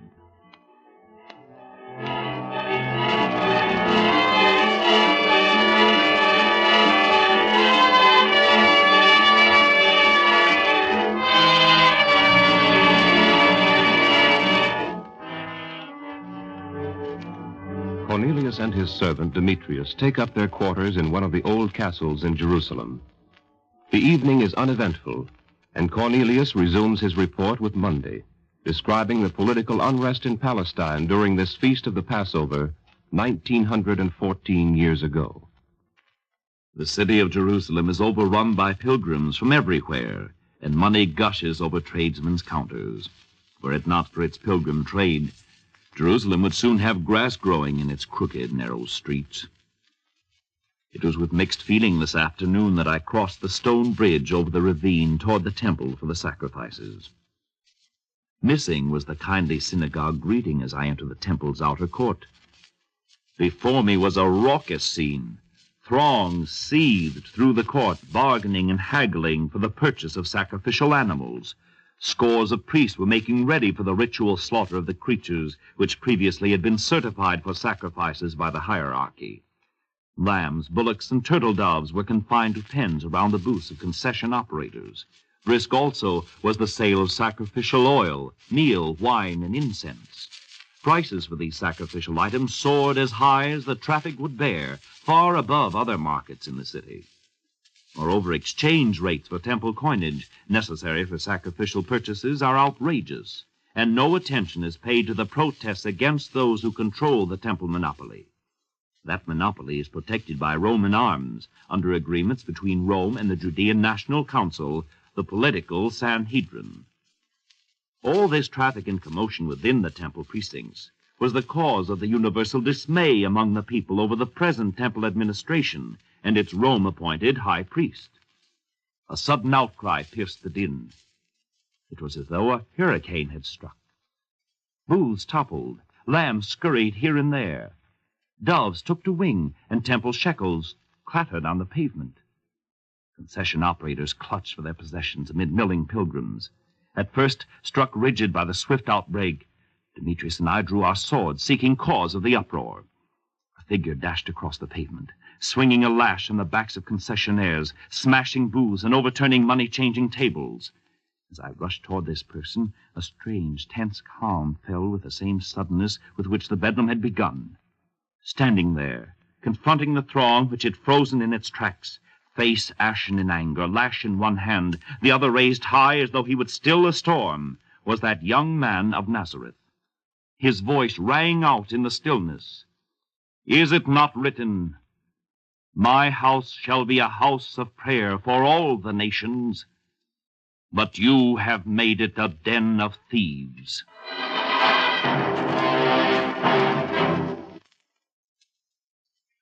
The unprecedented event in the temple has set Cornelius wondering. Not being a follower of the man from Nazareth, he cannot understand what compelled the young man to cause such a riot as took place when the money changers were scattered. He takes up with his report of Tuesday. While I am certain that the young man of Nazareth faces trouble, even possible execution, yet nothing has happened of note since his sensational exploit yesterday in the temple. Two things, however, mystify me as I reconstruct that scene. Why was it that I, a Roman officer of the law, was in some way constrained from arresting the young man? Secondly, how did he manage to disappear so quickly after he had spoken? As I puzzled over these questions, I noticed Joanna approaching from the temple. The sparkling little old lady listened to my questions, her eyes twinkling. "There was nothing strange in the young man's disappearance," Joanna said, half mockingly. "You Romans often go off the deep end when you're in Judea. The young man merely walked out of the temple and proceeded to the home of friends in Bethany. Indeed, if you wish to arrest him, you will find him in the temple at this very moment." I protested that the last thing I should ever want to do would be to arrest the Nazarene. But why, I asked her, should he endanger himself by re-entering the temple today, knowing the wrath of temple authorities against him? Joanna replied that, being a Roman, I probably wouldn't understand. "You Romans are just little boys grown up into big bodies," Joanna said. "But if you will listen carefully, I will try to explain it. You of the West are young. You know how to fight, administer civil law, and govern a whole world very well. We of the East are old folk, reflective, who see everything in the light of our mature religious culture. You of Rome have dreamed and fought for your imperial city, that it might become the empire it now is. To what end? Materialistic magnificence. But what is that? You appear to rule over Judea, and over Judeans scattered throughout your empire, and in lesser civil matters you succeed very well. Only to minds of the immature are civil laws of first importance. But among our people of Judea, who are old from their cradles, your superficial rule is unimportant. Judea and Jerusalem are symbols of another kind of empire, which military might can never dominate. Within each of us is a holy commonwealth, foretaste of the kingdom of heaven. It is in our marrow. You cannot understand it, but it is there. Drive us from this rock pile into Babylon, raise our temple, and the fortress of our sacred commonwealth becomes impregnable. Whensoever we may make government our only aim, we shall fail. But even then, our ideal commonwealth will persist. While you of the West become senile, we rejuvenate. Joanna's explanation helped somewhat, but I was assured that the high priest and his schemers would resent the action of the young man. And I was puzzled as to what means the high priest and his hirelings and the political Sanhedrin would use to proceed against the Nazarene. She nodded assent when I suggested stealth, and urged that I should go to the temple at once to see if various groups were not now trying to trap him into criminal admissions. The greatest crimes against Rome are sedition and treason, whereas the highest capital crime among Judeans is blasphemy. But blasphemy has no standing in Roman law, under which all capital crimes are tried in Judea. As I crossed the bridge toward the temple, I recalled the regal greeting of the throng when the young man approached the city on the first day of the week. That, I thought, could lead to a seditious admission of kingship and constitute the first step toward a popular movement to restore in Judea the ancient kingdom of the great David. As I entered the temple, I noticed that the outer court had changed. The booths and exchange tables were there, but the concession operators were deprived of customers. Looking farther, I saw the reason. The usual throng of pilgrims was gathered around the young Nazarene near the east portico, listening intently. Pressing into the throng, I heard a questioner ask, "Is it lawful to pay tribute to Caesar or not?" The question put the young man on the spot. If he answered yes, he would alienate the vast majority of his followers who hate Rome. Should he answer in the negative, he would be accused of sedition against Rome. The crowd became very quiet. What would he say? "Show me a penny," the young man replied quietly. Holding it high for all to see, he asked, "Whose is this image and superscription?" "Caesar's," was the instant reply from his questioner. "Render therefore to Caesar the things that are Caesar's," the young man said, "and to God the things that are God's." The crowd seemed to melt away. Moving with the group toward the temple gate, I heard one remark sadly to his companions, "He won every tilt with his accusers today, but I fear they will never rest until they convict him and have him sentenced to death."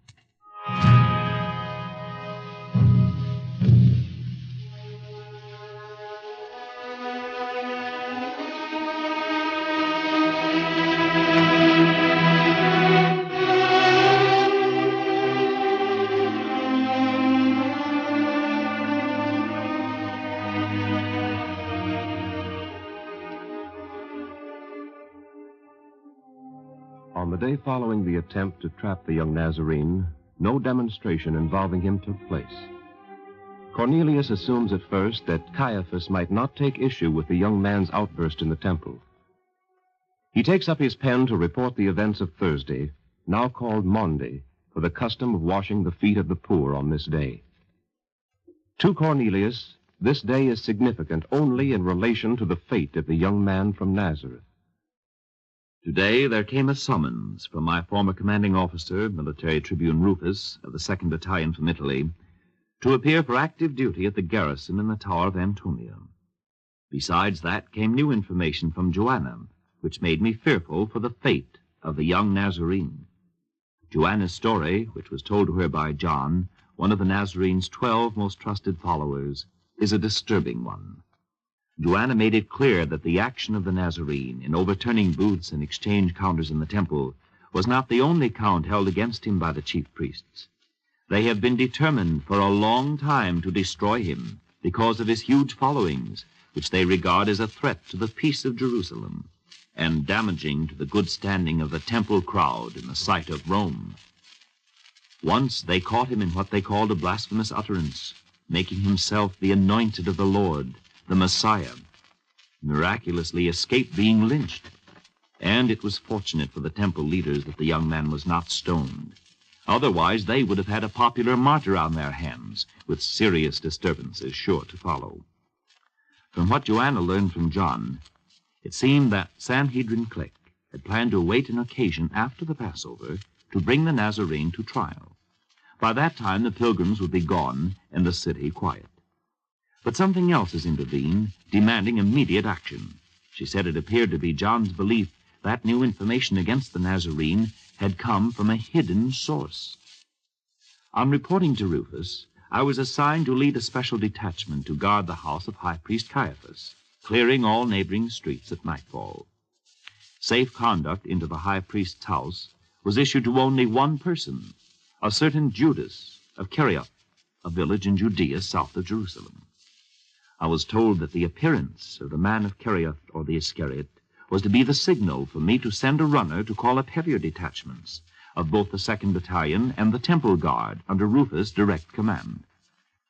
Night fell. Hours passed. Then a single figure slunk up the street northward toward the house of Caiaphas. He was stopped and passed successively by the sentries of my detachment. On his arrival at the door of the house, where I was stationed, he whispered hoarsely, "I am the Iscariot." As a light through the open door shone in his face, he avoided my gaze. Hastening through the portal, he trembled. His swarthy face was drawn and pallid. I had seen that face before. The Iscariot was a member of the young man's company, when with palms and flowers, hallelujahs and hosannas, the Nazarene had been accorded his acclaim on the first day of the week. Here, thought I, is the source of the hidden information. A betrayal.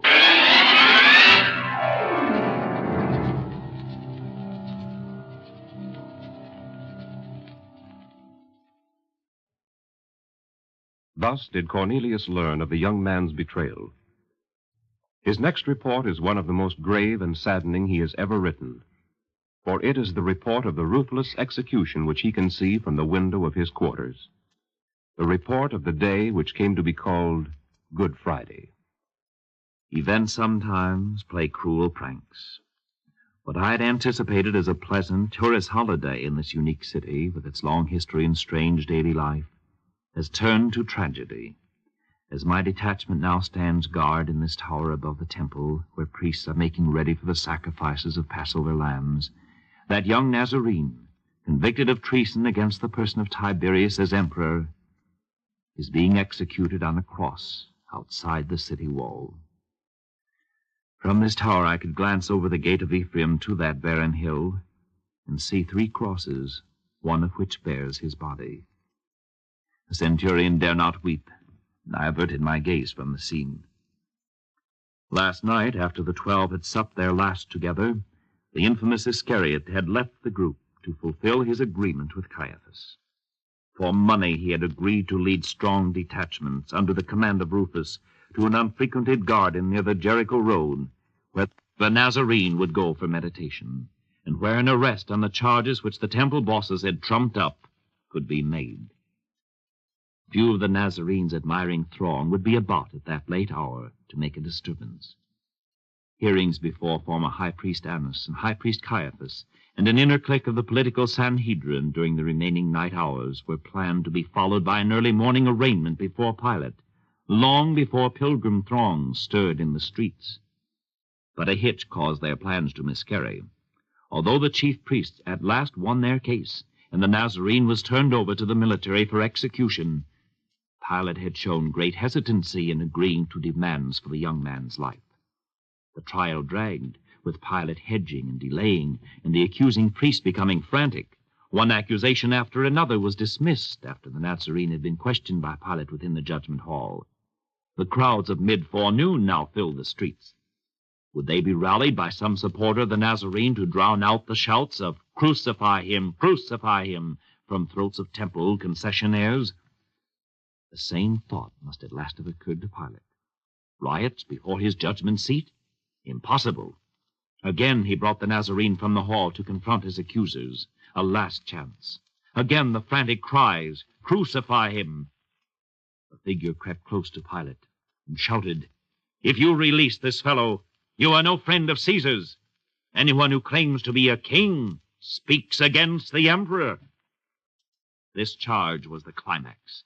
It was treason against the person of the emperor. Pilate yielded. The young man quickly was dragged away. Centurion Lentulus was assigned charge of the execution. Lentulus, a hard-bitten veteran, had had ample experience in such matters. Musing, I reviewed the tumultuous scenes with the false, trumped-up charges of the morning as I paced the observation ramp. I had scarcely noted a strange darkness which had fallen on the city, though it could be no later than the 9th hour, mid-afternoon. As I was about to call for the lighting of torches, the Tower of Antonia shook beneath us. Built within recent years to withstand the earthquakes common to this region, it was, I knew, safe. But I feared for the old palace of the Hasmoneans, where Herod was residing. I would go there at once, I thought, and dispatch my men to the temple to prevent a possible stampede. As I moved past a west window, my eyes were drawn toward the hill beyond Ephraim's gate, where light was breaking on the darkness. 3 crosses still there, but deserted. Light advanced as I quickened my pace toward the old palace. Streets were filled with hurrying folk. The terror with which the darkness and earthquake had stricken them was diminishing with the advancing light. A detachment of soldiers strode wearily past me toward the tower, their commanding officer following. It was Centurion Lentulus. He appeared broken and tried not to heed my salute. Failing, he came toward me and clasped my hands in his. His lips moved as if to speak. Standing there, both speechless, we heard a woman speak. It was Joanna, dry of eye, still sprightly beyond her years. You spoke rightly out there, Centurion Lentulus, she said, pointing to the hill beyond Ephraim's gate. He is the Son of God. Lift weight from your hearts. All is not over. Increase your faith. Lentulus then regained his speech. Said he, I believe. He is the Son of God.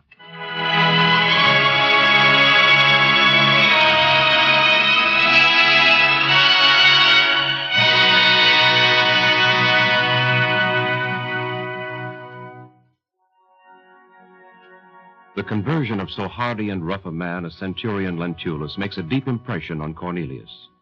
He has seen Lentulus butcher hundreds of captives without flinching.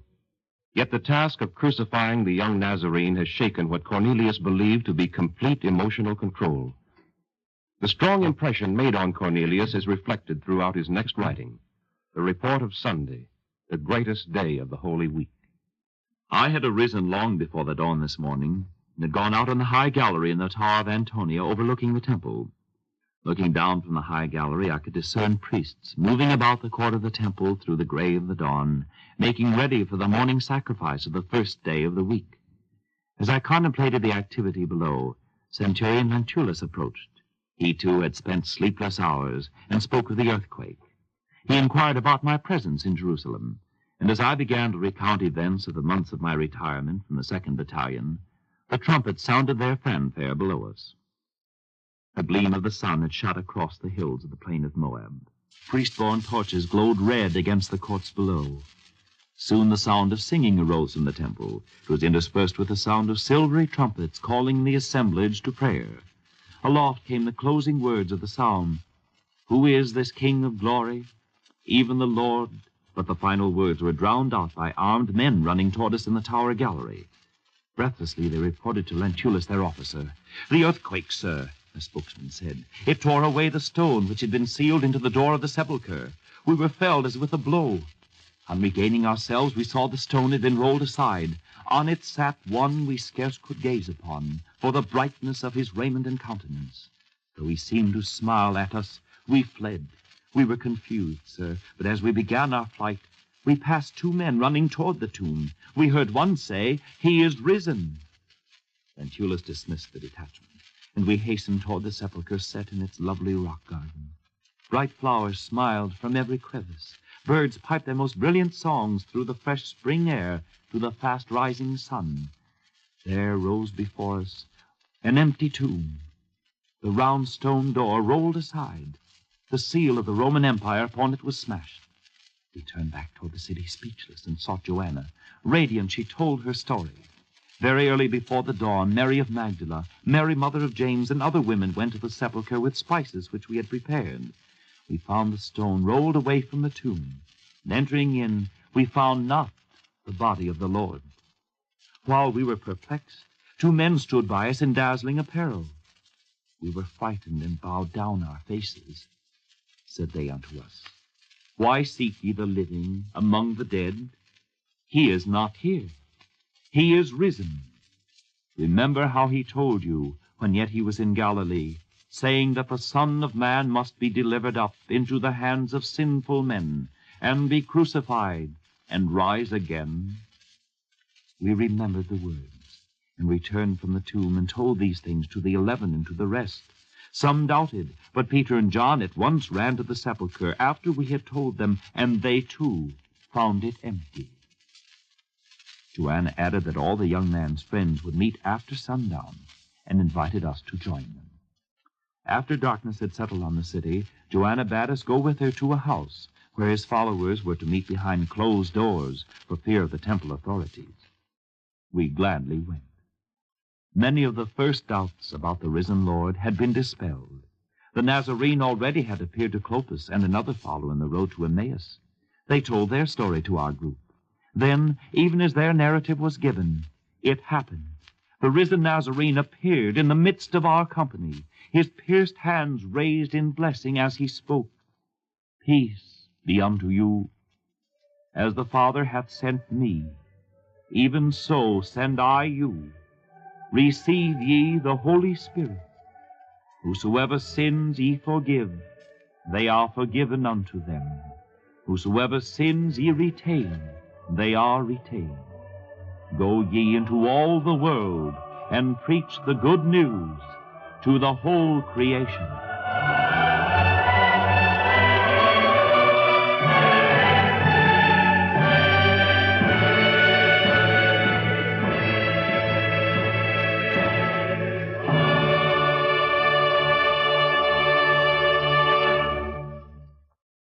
Here ends the report of Cornelius the Centurion. You have heard the reading of Dr. John Evans' series of articles called I Beheld His Glory. The writings of Cornelius the Centurion were read by Everett Clark. The program was produced by station WGN under the direction of Ed Kahn. This is WGN Chicago, serving the Middle West. Welcome back. Well, a unique special.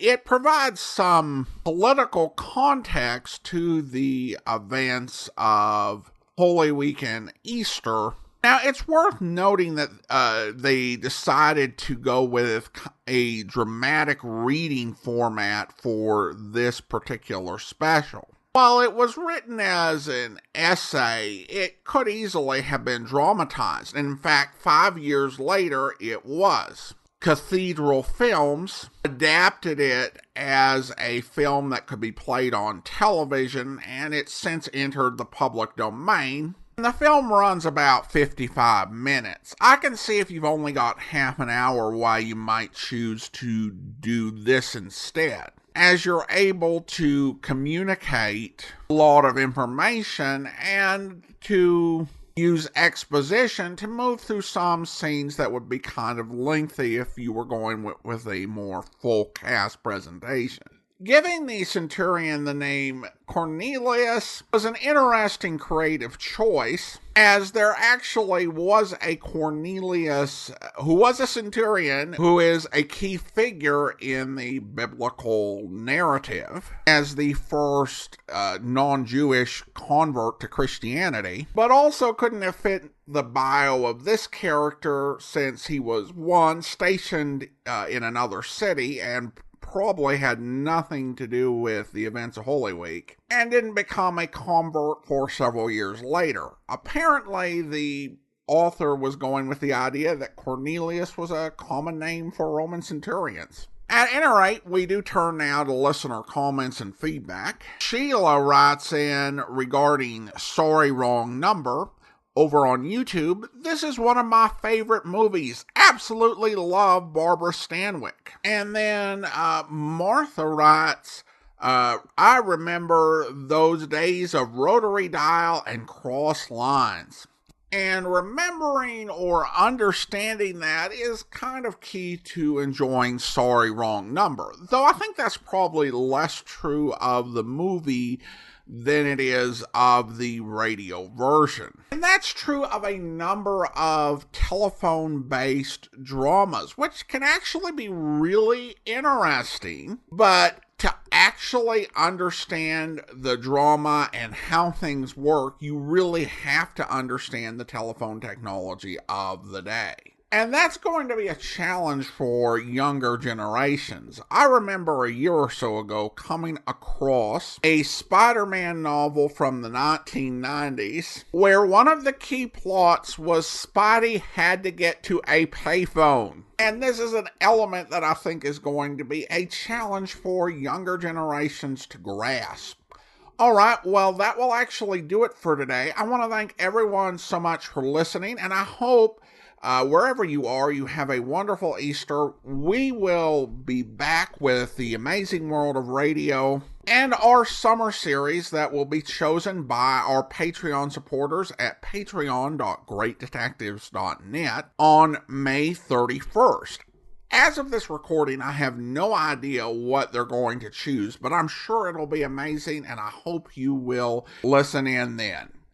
In the meantime, though, from Boise, Idaho, this is your host, Adam Graham, signing off.